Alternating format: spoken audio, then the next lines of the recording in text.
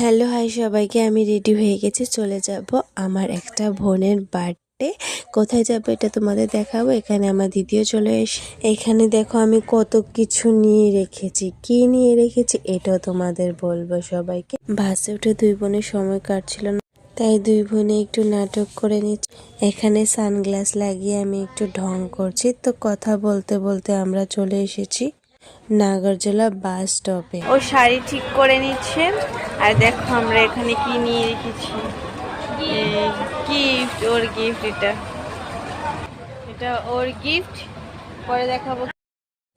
মাঝখানে বড় কাকুর সাথে দেখা হয়েছিল। বড় কাকু উদয়কে নিয়ে ডাক্তার দেখাতে এসেছিল। তো আমাদের মোমোর বার্থডে উপলক্ষে সোনারতরীতে কাকু আমাদের ট্রিট দিয়েছিল। তো আমরা এখানে সোনারতরীতে ঢুকে গিয়েছি, খেতে বসেছি। অর্ডার দিয়েছিলাম চিকেন দম।